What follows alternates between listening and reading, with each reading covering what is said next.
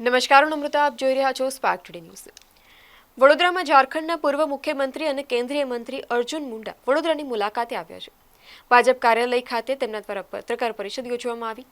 કેન્દ્ર સરકાર રમતને ખૂબ જ પ્રોત્સાહન આપી રહી છે, ત્યારે છોટાઉદેપુર જિલ્લામાં આદિવાસી વિસ્તારની તેમના દ્વારા મુલાકાત લેવામાં આવી.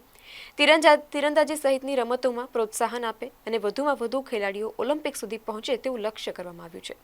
350 કરોડના ખર્ચે તૈયાર કરવામાં આવેલી બિરસા મુંડા યુનિવર્સિટી કેમ્પસની પણ તેમના દ્વારા મુલાकात લેવામાં આવી. हमारे बड़ौदा के वरिष्ठ नेतागण हैं, सबका परिचय हुआ है. कल मेरा यहाँ पर आना हुआ और आने के बाद लगातार प्रवास में हम 2 दिन तक यहाँ रहे. और जैसे आपको बताया गया कि मैं यहाँ पर MSME यूनिट स्फूर्ति केंद्र में गया. वहाँ पर देखा ट्राइबल एरिया की महिलाएं जो नर्मदा डिस्ट्रिक्ट में है, वहाँ बहुत अच्छे ढंग से उस केंद्र को चला रही हैं.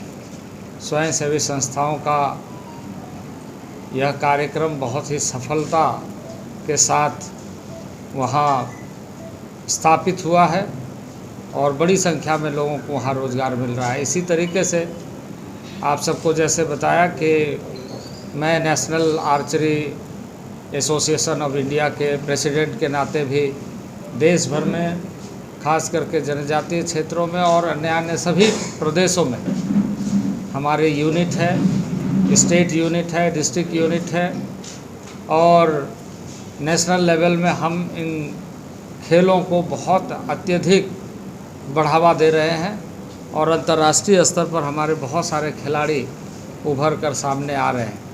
अब यदि हम सिर्फ कल जहां हम गए थे एकेडमी को देखने के लिए, तो वहीं हमने देखा कि वहां इंटरनेशनल मेडल प्राप्त करने वालों की संख्या लगभग 93 बताई गई और इस तरीके से बहुत अधिक बच्चों में संभावना इस क्षेत्र में है, वो हमें देश भर में दिखाई देती है.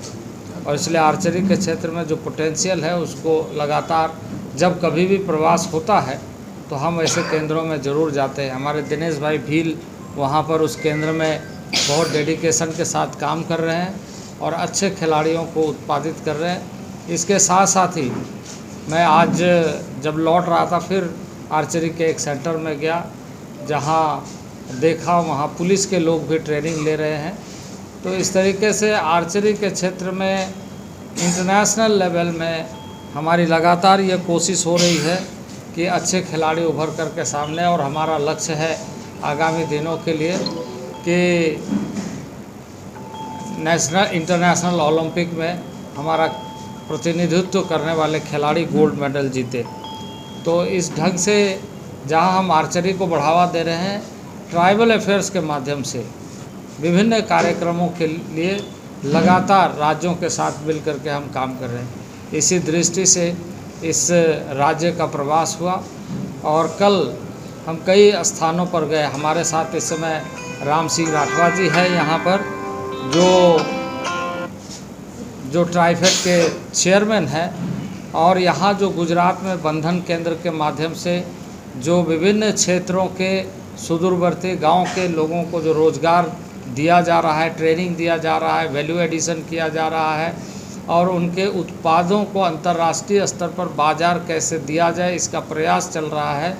अभी इस समय गुजरात के बहुत सारे उत्पाद हमारे ट्राइफेड के साथ जुड़े हैं, लेकिन और अधिक बंधन केंद्र बने, लोगों को उसकी ट्रेनिंग मिले और रोज़गार मिले, इस तरह की कोशिशें हो रही है. इसी में हम लोगों ने कल एक बड़ी आयोजन यहाँ पर किया था और बड़ी संख्या में लोग वहाँ पर उपस्थित हुए थे और बहुत अच्छा संवाद रहा. इसके साथ साथ ही मुझे आने का गौरव प्राप्त हुआ स्टैच्यू ऑफ यूनिटी में. कल रात में मैंने वहाँ के पूरे परिसर को देखा. जो स्टैच्यू ऑफ यूनिटी है उसमें लिफ्ट में जा कर के जो हमें शायद 35 फ्लोर में जो वहाँ एक ये बनाया गया है, प्रदर्शनी बनाया गया, वहाँ पर चीज़ों को हमने देखा. इसके साथ साथ ही लेज़र शो जो होता है उसमें भी हमने भाग लिया। और कुल मिलाकर के वहाँ बहुत अच्छे ढंग से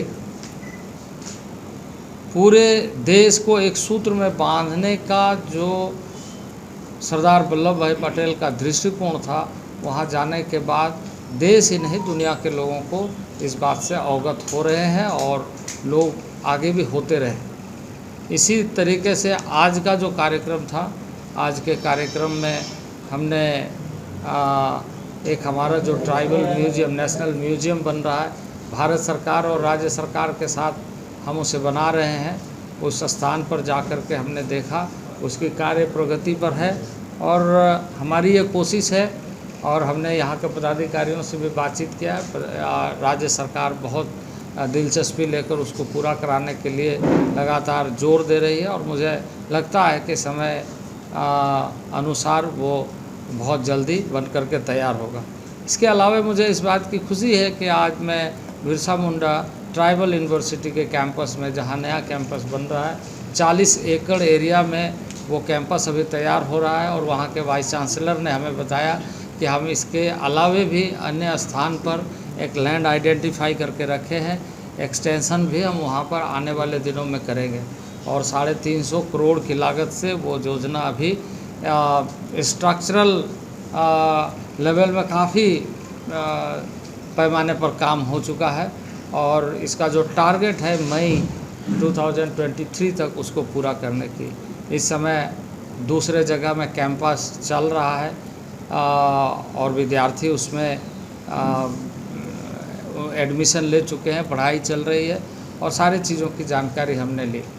तो कुल मिलाकर के ये जो प्रवास था, ये प्रवास में हमने ये देखा कि गुजरात प्रगति कर रहा है, गुजरात के सुदूरवर्ती क्षेत्र में विकास के कार्य बहुत अच्छे हो रहे हैं और भारत सरकार की यही ज़्यादा कोशिश है कि ट्राइबल एरियाज़ में हम एजुकेशन में, हेल्थ में, एम्प्लॉयमेंट में, स्किल डेवलपमेंट में और इसके साथ साथ ही हायर एजुकेशंस में और जो भी आवश्यकता ट्राइबल एरिया के लिए इंफ्रास्ट्रक्चरल डेवलपमेंट के लिए आवश्यकता है, राज्य सरकार के रिक्वायरमेंट के अनुसार, उनकी आवश्यकता के अनुसार हम इसे भारत सरकार के माध्यम से सहयोग करते रहेंगे।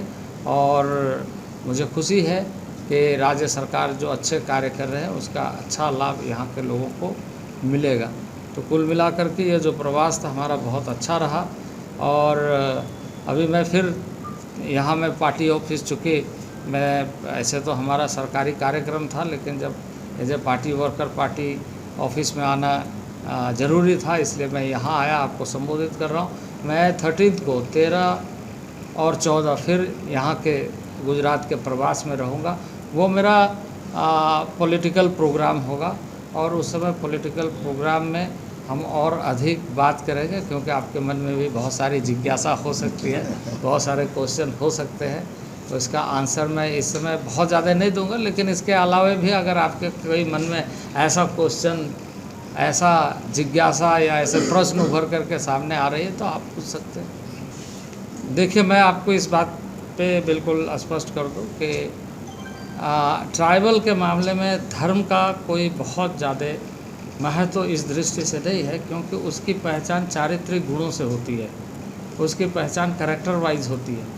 तो इस मामले में इस समय राजनीतिक लाभ और हानि की दृष्टि से कोई चर्चा नहीं करना चाहिए, बल्कि संवैधानिक प्रावधानों के आधार पर बात करना चाहिए। सर, गुजरात में जो आदिवासी बहुल सीटें हैं उस पर बीजेपी का गुजरात में काफ़ी प्रभाव है, मतलब जो आदिवासी बहुल सीटें वहाँ उतना प्रभाव नहीं आ रहा है। तो इस बार क्या लगता है, आप अभी घूम के आए? देखिए, गुजरात में ही नहीं बल्कि पूरे देश भर में भारतीय जनता पार्टी के साथ इस समय जनजाति समुदाय बहुत अच्छे ढंग से अपने आप को सुरक्षित पा रहा है, देख रहा है और डेवलपमेंट के कार्य हो रहे हैं। अब यदि हम ये कहें कि पिछले आज़ादी के 75वां वर्षगांठ मना रहे हैं, लेकिन यदि हम माननीय मोदी के कालखंड को उससे अलग कर दें तो आप शिक्षा के स्तर और गुणात्मक सुधार में जो निर्णय हुए हैं उससे आप इस बात का अंदाज़ा लगा सकते हैं कि ट्राइबल एरियाज़ में एजुकेशन को कितना फोकस दिया जाए।